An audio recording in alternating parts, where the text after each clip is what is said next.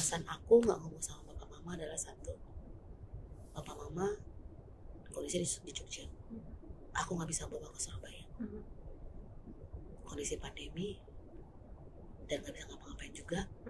Kalau aku kasih tahu bapak mama kepikiran di sana, emang bisa tenang? Aku bilang gitu, nggak bisa kan? Emang bisa mikir anaknya akan kenapa-napa? Nggak bisa juga kan? Iya. Jadi biarkan dosa ini saya yang tanggung, aku bilang gitu. Biarkan semua ini aku yang tanggung, apapun yang terjadi. Ada cerita para puan. Lalu sebenarnya support systemnya Mbak Indra, Mbak bisa bilang siapa di kondisi kemarin gitu? Yang pertama nyokap, mama. Kalimatnya kan cuman, kalau dilihat cuman ada dua fase. Iya, betul ya. Yang pertama, aku sebagai perempuan, kalau aku ngasih tahu kamu, buat apa kamu nungguin? Buat apa kamu sama dia? Tapi karena aku sebagai ibu, aku harus memberitahukan yang baik kepada kamu. Yang berikutnya adalah mentalnya harus 2 orang. Itu aja yang aku pegang. Dan itu nggak tahu gimana yang benar-benar yang aku nggak kepikiran apa-apa. Sampai ibu mertua aku juga mikirnya, kok kamu sabar banget sih ngadepinnya? Karena Alfa jadi sensitif. Iya.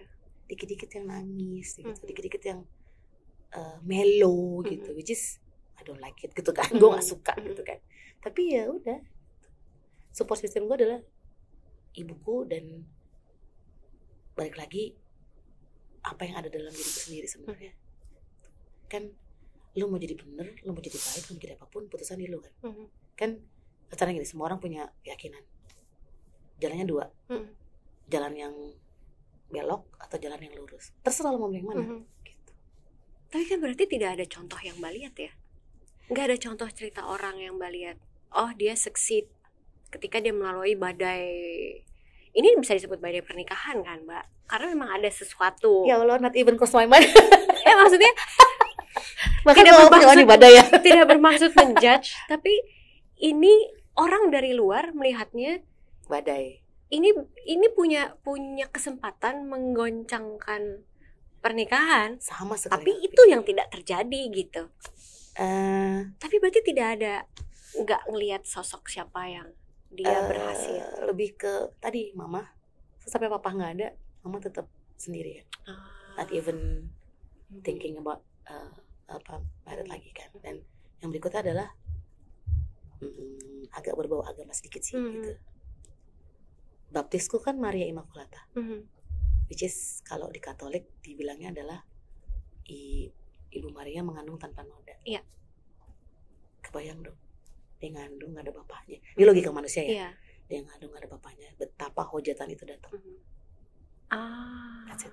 Itu aja, sesimpel itu di pikiran gue. Untuk tidak hanya membantu Alfa ya, tapi ya menjalankan kehidupan pernikahan yang Mbak percaya, yang akhirnya kayaknya Mbak korbankan gitu. Apakah mungkin rencana jalan-jalan udah ada yang terplanning lalu akhirnya? Kalau itu enggak, karena kan pandemi. Anak. Oke. Jadi sebenarnya aku juga baru tahu kalau Alfa tuh punya keinginan bahwa di tahun itu kita akan ada proses untuk punya anak. Oke, Mbak. Iya, oke. Which is itu nggak kepikiran di kepala gua. Pada saat itu terjadi. Pada saat itu enggak, karena kayak aku tuh ya udah, emang kalau memang harus berdua ya berdua udah gitu kan. Nah, Alfa memikirkan itu, anak. Jadi dia berpikir bahwa di tahun itu kita mau proses untuk program punya anak gitu kan. Tapi karena dia kena stroke akhirnya terpending. Nah, proses seiring berjalannya waktu dia proses sudah mulai aktivitas normal segala macam. Pernah aku nanya, do you still wanna have a children gitu kan. Dia bingung jawabnya. Dia bingung karena dia pikir, aku mampu gak ya, aku bisa gak ya, aku penyintas stroke, mental aku kuat gak, financial kuat apa enggak. Kalau kita baru punya anak sekarang, nanti udah umur sekian anaknya masih kecil. So aku bilang gini sama dia, kalau memang masih banyak keraguan di kepala kamu, so let it be. Kamu gak apa-apa gitu. Gak apa-apa. Kalau memang harus akhirnya kita gak punya anak atau kita belum punya anak, we never know nah. 2 tahun lagi gue kesini gue bawa bocah kan Iya, kan? iya. Ya udah jalanin aja. Gue nggak mau membuat dia terbebani, gue nggak mau membuat dia punya pikiran macam-macam. Dan kalau ditanya gue mau punya anak, oh gue mau pasti. Tapi balik lagi, realistisnya tuh kayak logik gue tuh mikirnya, oke, sekarang kayaknya belum nih, ntar juga nggak apa-apa gitu. Dan itu yang ada kepikiran sama dia untuk yang kan kamu pengen punya anak. Terus aku balik lagi ke dia, punya anak itu nggak harus anak sendiri kok. Gitu. Kita masih bisa bantuin orang, kita masih bisa support anak yang berkebutuhan atau butuh. Ya udah. Jadi waktu dia alamin kelumpuhan, salah satu yang jadi target dia kapan dia ulang tahun aku. Iya, karena dia bilang beberapa minggu lagi tuh soalnya gue mau ulang tahun. Iya. Jadi gue berusaha untuk mau kasih kado. Itu gimana ceritanya Mbak?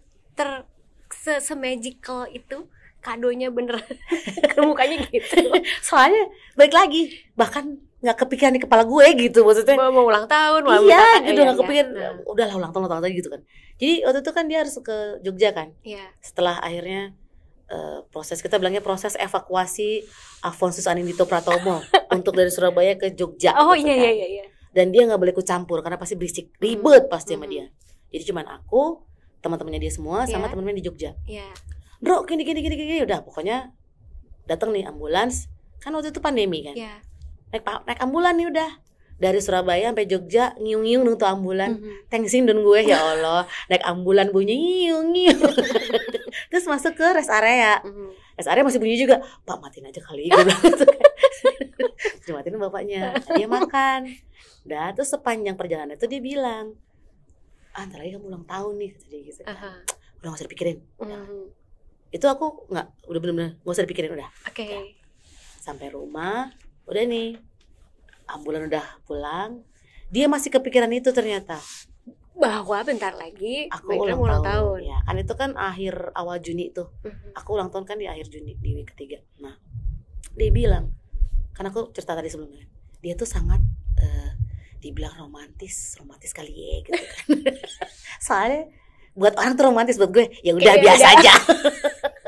Jadi dia tuh suka kalau aku ulang tahun, pas aku lagi tidur, pas jam 12 itu pergeseran waktu, dia tuh kasih kayak small cake gitu sama hand bouquet kecil gitu, terus dia foto dulu. Oh oke. Dia foto dulu dalam kondisi gue masih tidur, jelek kan ya. Itu romantis banget ya. Itu tuh romantis apa? Ngeselin kan gue nggak tahu ya. Kan muka gue jelek ya, maunya kan mukanya pakai dandan dikit gitu lah. Enggak benar-benar yang muka bangun tidur bahkan kemudian foto. Dah. Itu kayak gitu dia biasanya. Atau enggak tiba-tiba dia mau ngeplan sebuah perjalanan lah untuk aku gitu kan. Saat itu dia ternyata kepikiran. Karena memang dia melakukan ritual itu setiap tahun. Akhirnya dia sampai rumah ngomong, kan kamu sebenarnya ulang tahun nih, aku nggak bisa ngasih kado karena kondisi kayak gini. Itu tuh ngomongnya bener-bener yang nggak usah ngasih kado. Ngapain ngasih kado? Cuma satu yang aku minta, kamu udah bisa jalan pas aku ulang tahun gitu. Dan itu tuh ngomong bener-bener yang out of nowhere. Gitu. Cuman lebih kepada membangkitkan dia untuk melakukan sesuatu karena ada goalsnya, gitu. Supaya ada sesuatu yang lo lakukan ternyata ada tujuannya. Cuman itu doang di kepala aku. Dia bingung dong. Itu nggak sampai 3 minggu. Which is cuman berapa hari ya? 18 hari atau 17 hari gitu. Aku bisa nggak ya? Terus aku balik lagi kan. Bisa. Lempeng ngomongnya. Bisa. Dia kan orang kan kayak dia kan orang kayak gitu. Bisa. Udah. Tanggal aku ulang tahun tanggal 22. Tanggal 19 itu si terapisnya ngomong gitu. Kamu mau istrimu dirangkul sama orang lain. Oh, jadi itu masih dalam satu rangkaian. Oke. Kamu mau nanti dia jalan sama orang lain yang bisa meluk dia. Mau katanya gitu dengan bahasa Jawa. Diem dia. Nah udah, ayo jalan katanya gitu. Nah terapisnya itu juga tipe orangnya yang afirmasinya positif. Ayo Mas Alfa bisa. Diem dia pasti. Enggak, bisa. Dah. Tiba-tiba si terapis itu udah di depan mukanya Alfa, di depan ujung Alfa. Dan yang di belakang dia bilang, aku temenin kok, aku jagain, ada bapak, ada mama, kata gitu kan, ada orang tuanya. Tiba-tiba dia di depan. Dan Alfa sudah berjalan sekitar 10 langkahan lah. Loh, kok udah pindah di depan gitu kan? Tuh bisa jalan kan? Gitu. Nah dia jalan, mulailah jalan. Saking senengnya, dia minta bapak ibunya videoin, dia ngambil sepatu lari. Oh ya? Pakai sepatu lari, terus di videoin dia sambil jalan pakai sepatu. Suruh dikirim ke aku. Waktu itu gue lagi meeting juga, lagi meeting board. Tiba-tiba WhatsApp masuk des. Nggak sengaja gue lupa kalau gue share screen. Kalian jangan ketawa. Gue share screen, gue klik lah itu videonya dia. Mbul aku bisa jalan, kata dia gitu dengan juga kayak anak kecil gitu. Mbul aku bisa jalan. Itu satu ruangan meeting dan di Zoom cuman yang wah, dia bisa jalan. Sak baru nggak, hah? Gue share screen ya. Aduh maaf ya Pak, maaf. Nggak apa-apa, wah selamat ya Bu. Itu udah yang aku nahan air mata karena aku tahu gimana perjuangannya dia gitu. Sakitnya kayak apa, takutnya kayak apa, mentalnya dia downnya kayak apa gitu. Jadi ya pas diselamatin itu dia juga kaget, hah kamu diselamatin sama orang? Ya iyalah orang lagi share screen, gue bilang gitu. Terus ada videomu yang kamu, halo Bu aku bisa jalan, hore. Ya iyalah gue malu lah gue bilang gitu. Tapi ya malu sebenarnya nggak, lebih kepada ketahuan gitu. Itu yang ada di kepala. Aduh, kalau ditanya detail gue bingung deh. Langsung flashback semua hal yang enggak, justru gue malah mikirnya, okay, the next step what? Mbak Indra, serius. Apa akhirnya yang kepikir? Next stepnya emang apa? Jadi kalau orang stroke itu pasti dokter sama terapis akan menganalisa. Nih correct me if I'm wrong ya. Dia kan kasih menu terapi gitu kan. Nah si terapisnya tuh bilang, nanti yang akan lebih kuat kakinya terlebih dahulu. Tangan sama kondisi yang lain biasanya akan lebih lama. Yang di kepala aku adalah tangan. Dia wartawan. So ini adalah modal dasar dia kerja.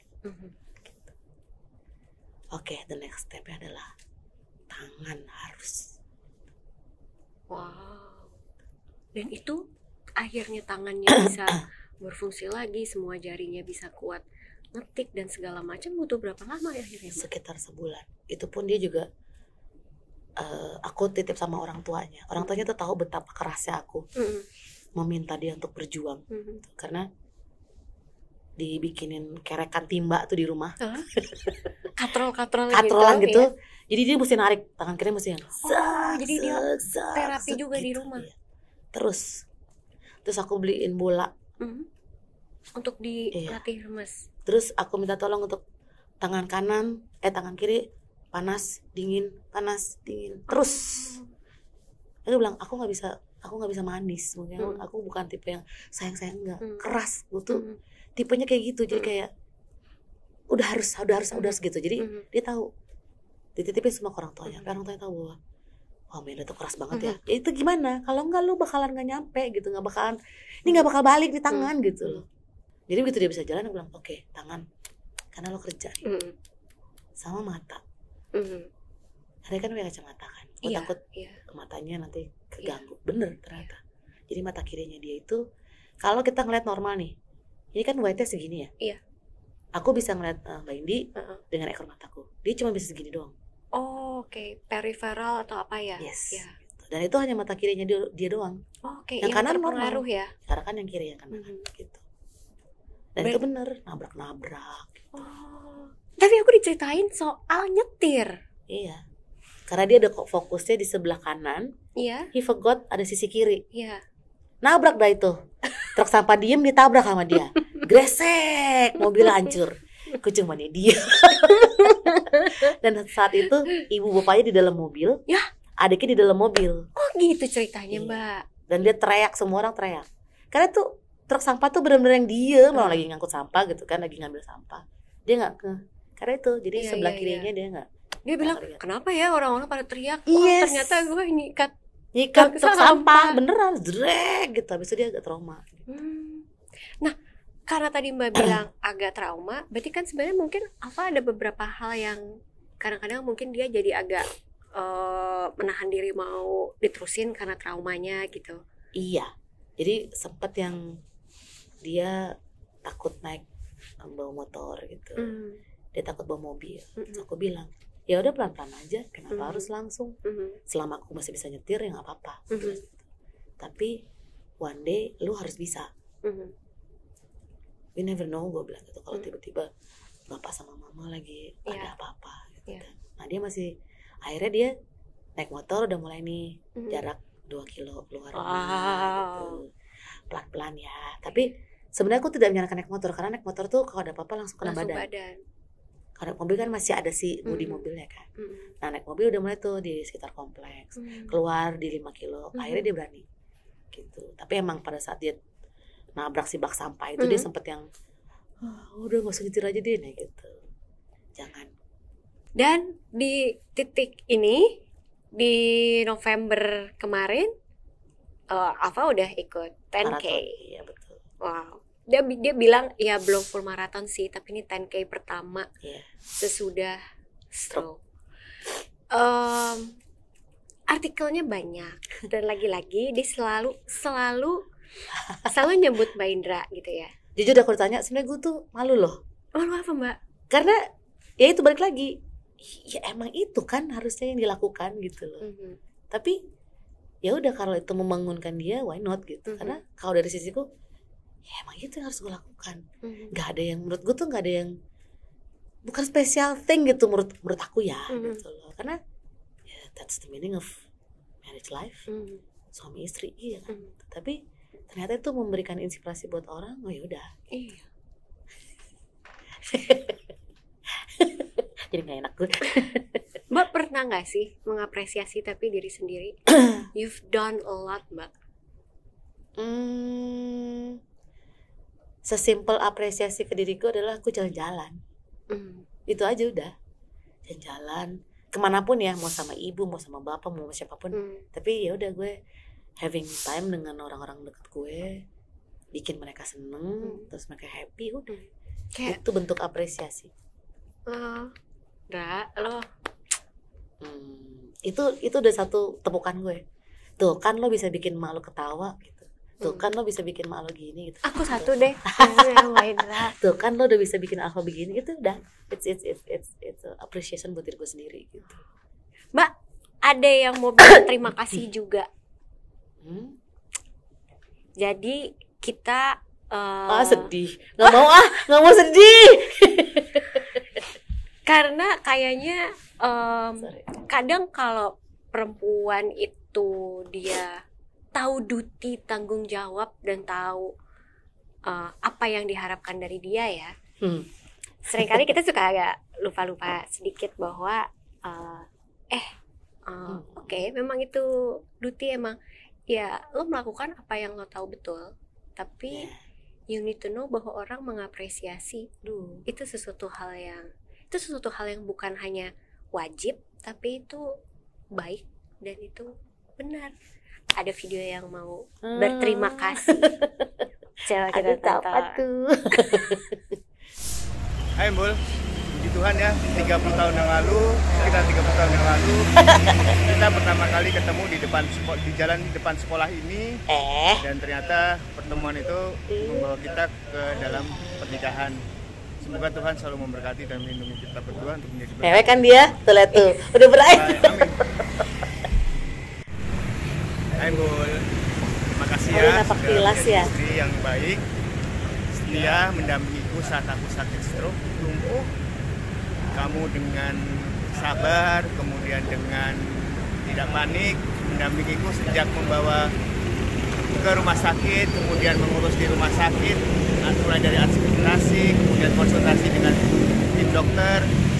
Kamu dengan sabar dan setia mendampingiku, bahkan sampai saat berada di ruang ICU selama 3 minggu, kemudian ruang biasa 1 minggu. Kamu dengan setia mendampingiku, dan setelahnya itu kamu dengan setia, tekun, sabar merawatku saat pulang di rumah. Kamu berperan ganda sebagai istri dan juga sebagai seorang karyawan, karena kamu I am a strong woman, you know. Pagi-pagi jam 4:30 sudah bangun, kemudian menyiapkan peralatan mandi, kemudian Kamu berat. menyiapkan sarapan pagi, kemudian memandikan aku karena aku masih lumpuh, dan kamu memandikan aku, kemudian menyuapi aku makan, kemudian kamu berganti baju resmi formal karena kamu WFH, dan kamu sibuk di sela-sela kamu sibuk meeting, kamu masih menyuapi aku makan, memberikan aku obat, dan kemudian di sela-sela kamu bekerja, kamu juga masih mengantar aku kontrol It's my duty. kemudian fisioterapi. Pokoknya kamu tangguh lah, kamu nggak pernah ngeluh, Katanya udah berair. dan Kamu cengeng. kamu di sela-sela itu kamu menyimpan semua kemarahanmu. Mungkin kamu dongkol karena aku sudah menyakiti kamu sebelum aku sakit stroke, dan mungkin kalau kamu tidak berdamai dengan luka yang pernah aku lukai, perasaanmu, hatimu, kamu pasti akan meninggalkan aku. Ini Alfa, ini take ke-10. Wow. Karena beberapanya ada yang headroomnya agak kepotong karena dia berusaha sembunyiin tangisnya. Iya, dia emang mewekan sekarang. Jadi Dikit-dikit mewek. Jadi dia take 10, terus katanya dia bahkan sampai syuting di tempat rame untuk menghindari Supaya dia. nangis. Iya. I know him. Tapi dia pernah ngomong hal yang sama selengkap itu ke Mbak Indra. You know Kapan? exactly. Orang nikah tuh pasti kan pasang surut ya. Dan 7 tahun sebelum dia stroke, dia nyakitin gue luar biasa. Devastated gue. Sampai gue udah ngomong sama ibu bapaknya, oke, done is done gitu. Tapi balik lagi, mama, aku perempuan, aku pengen kamu pergi, tapi kalau aku ibu, aku pengen kamu tetap seperti ini. It's the way the duty is. It's the way kita menghargai pernikahan, dan ya itu kasih yang sebenarnya kayak gitu. Dia tahu betapa marahnya gue, betapa dendamnya. Jadi gue tuh orangnya kalau udah marah, dendam, udah gue nggak akan peduli sama lu. Gitu. Kalau gue masih peduli sama lu, berarti itu gue benar-benar tulus sama lo, bahwa gue memang sayang sama lo. Gitu. Dia tahu betapa gue hancur. Kind of aku cuy gitu loh. After all this year bareng-bareng, tapi you done this to me gitu. Tapi dia tahu. Bahkan gue pernah bilang bahwa gue memaafkan tapi gue tidak melupakan. Dan dia tahu betapa marahnya gue. Dan jadi gini, aku tadi kan bilang, aku yang tahu gimana ngebangkatin diri gue sendiri. Yeah. Jadi dia berusaha untuk supaya aku mau berubah terus gitu. Jadi di kepala dia kayak gitu. Tapi balik lagi gue nggak percaya gitu. In anything gitu. I don't even care lo mau berubah apa enggak gitu. Tapi balik lagi aku berkompromi dengan diriku sendiri, berdamai dengan diriku sendiri, dan apa ya, healing diriku sendiri tuh yang tahu aku gitu. Nah, momen dimana dia sakit itu tuh jadi momen ke dalam hidup aku bahwa this is, ya inilah sebuah hubungan suami istri yang didasari dengan tulus sama kasih sayang. Lu jalan, lu nggak pergi gitu. In any condition, in any term, if any apapun. Wow. Dan dia tahu itu udah pasti gue nggak akan kemana-mana. Kalau ditanya emang nggak ada orang yang ini, oh banyak, banyak banget. Dan dia tahu sebanyak apa orang itu. Sampai dia pernah nyusul kok ke satu tempat gue kerja. Tapi balik lagi gitu loh, kontrolnya di diri gue sendiri. Yang tahu diri gue adalah diri gue gitu. Kalau gue buka diri, berarti lo udah selesai buat gue gitu. Tapi balik lagi pasti ada aja yang ngingetin. Jadi akhirnya ya udah gitu. Akhirnya dari semua cerita sampai di titik sekarang ya Mbak, akhirnya pelajaran kehidupan yang Mbak ambil lebih soal pernikahan itu ternyata seperti ini kah? Atau ada hal lain Mbak? kalau pernikahan sebenarnya setiap orang punya arsitek dan masalah beda-beda ya. Cuma balik lagi ke orang yang ngejalaninnya. Jadi kejadian itu ngebuat aku berpikir bahwa kamu itu yang menentukan hidup kamu tuh kamu. Yang menentukan bahwa kamu jatuh atau tidak itu adalah kamu, gitu kan. Dan yang memilih adalah kamu sendiri. Kamu mau ikut jalan yang mana? Kalau punya keyakinan, misalnya lo mau ikut jalan setan atau mau jalan Tuhan, gitu aja udah. So kejadian ini tuh ngebuat aku bahwa ya emang jalannya yang benar itu gak gampang. Balik lagi, jalan yang benar itu challenging. Tantangannya banyak. Nemenin orang seneng itu gampang. Nemenin orang kaya itu gampang. Nemenin orang sukses itu gampang. Tapi the reality untuk membuktikan bahwa lu itu adalah orang yang bisa dan emang mampu untuk melakukan segala sesuatu adalah pada saat lu menemani orang dalam keadaan terpuruk. That's the time dimana lu diuji sedemikian rupa. Bener gak sih lu tulus sama orang ini gitu. Karena dia pernah ngomong, kan orang bisa bosan, orang bisa ini. Jawaban aku coba apa? Emang lu pernah bosan sama emak lu? Gitu. Gak akan ada yang pernah bosan mencintai ibu dan ayahnya. Gak ada yang pernah bosan mencintai orang tuanya. Tapi kan dia orang lain. Lu suami istri lo ngumpul bareng, keluarga kan jadinya. So lu bisa bosan sama pasangan lo. Mungkin Mbak ada encouragement mungkin ke kita nyebut audiensnya para puan, kawan puan.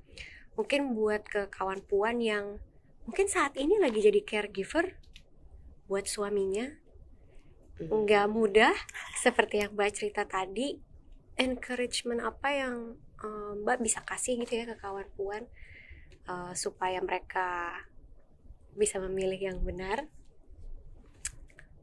Susah nih kalau kasih tips. Iya, bukan tips sih, encouragement. Sama mungkin kayak untuk tetap punya mimpi ya. Mbak Indra tuh sebenarnya juga ngasih tahu kita bahwa ya mimpinya Mbak Indra kan ada ya di timeline 6 bulan nih mesti dapet nih gitu. 6 bulan mesti jadi. Jadi kalau aku lebih kepada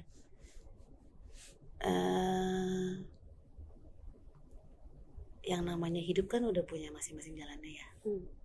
Dan percaya kalau lagi simpel bahwa lorong gelap itu di ujung sana ada lampunya, ada terangnya, dan terangnya itu tuh kamu nggak akan tahu seindah apa terang itu kalau kamu nggak ngelewatin lorong itu. Kayak sekarang, dulu mungkin aku pernah jatuh bangun sama dia, tapi begitu udah dia jadi sembuh dan dianya bisa jalan, this is the beauty yang aku lihat dari sebuah perkawinan gitu. Jadi dia jadi lebih menghargai aku, tahu bahwa oh ini yang namanya sebuah pernikahan gitu. Kalau ngomong kan susah ya, tapi kalau menghadapi dan mengalami sendiri akhirnya kan aku bilang jangan pernah ngerasa bahwa ini tuh gelap terus, jalannya susah terus, enggak. Believe me, pasti di ujung sana ada terang yang lu nggak akan tahu seindah apa terang itu gitu. Itu sih. Dan gue nggak pernah mikir bahwa oh nggak bakal ada jalannya nih. Ada, pasti ada, percaya deh. Tapi balik lagi, semua yang lo lakukan itu kan adalah hasil dari perbuatan lo sendiri ya. Ini kalau aku mikirnya gitu. Jadi taburlah sesuatu yang baik sebanyak-banyaknya. Karena at the end lu nggak tahu kapan tabungan kebaikan lo itu akan cair. Gitu. Dan alfa sakit ini tuh kayak dikasih petunjuk bahwa ini loh hasil dari tabungan kebaikan kalian berdua. Karena miracle-nya banyak banget ya. It's out of control di luar nalar, di luar pemikiran lo, di luar apapun gitu. Aku bilang buat istri-istri dan perempuan di sana, lu itu adalah fondasi. Lu harus kuat. Mau ibu rumah tangga, mau apapun lu tuh fondasi. Kalau lu nggak kuat, siapa yang akan jadi fondasi ini? Kok dibilang oh suami juga iya, tapi You the one who create this fondasi, gue bilang gitu. Jangan pernah mikir bahwa gue nggak berguna. No. Believe and trust, itu aja udah. Kalau ditanya, lu punya apa? Gak punya apa-apa. Gak ada. At that time, gue juga kepikir, ini bakal selesai gak sih? Ini bakal bisa gak sih? Tapi ya terjadi dan selesai. Dan aku belum cerita bahwa akhirnya kami berdua traveling lagi keluar untuk yang pertama kalinya di bulan Oktober 2022. Dan kita berdua nangis pada saat mendarat di bandara di negara itu. Kita berdua nangis yang kita bisa jalan-jalan lagi ya. Wow. Terus jalan lagi ya. Aku bisa jalan ya. Dan dia nangis. Pada saat dia menapak dengan jalan kaki, dia nangis. So, be good, kuat, jangan pernah nyerah. Nah, pas dia lari itu, kan apa ya? Kalau dibilang anak lari itu waktunya cuma 2 jam kan? Iya. Dan dia cuma tinggal 5 menit lagi. Itu pun teman-temannya udah yang, ayo Fa, didorong. Karena dia ditemenin sama temannya kan. So, aku bilang, bisa, yakin bisa. Aku gak bisa nemenin, tapi aku yakin bisa. Bisa, kalau 5 menit lagi. Buat perempuan-perempuan di sana, lo tuh fondasi. Lo harus kuat. Kalau saat ini berat, percaya deh. Di depan sana pasti ada sesuatu yang baik. Tinggal lo sabar dan percaya. Itu doang udah. Gak bisa ngomong apa-apa aku gitu. That's life gitu. Wow. Mbak Indra, aduh terima kasih banyak ya. Semua air mata kita tertahan di bulu mata palsu. Gue susah nangis soalnya. Mbak Indra terima kasih banyak ya. Sama-sama Mbak Indi. Ini semuanya pasti bermanfaat. Thank you banget Mbak Indra. Lama ya Bu. Tapi God bless you dan Alfa. Terima kasih banyak Mbak Indra. Terima kasih. Kawan Puan, terima kasih banyak ya udah menyimak obrolan kita dengan Mbak Indra.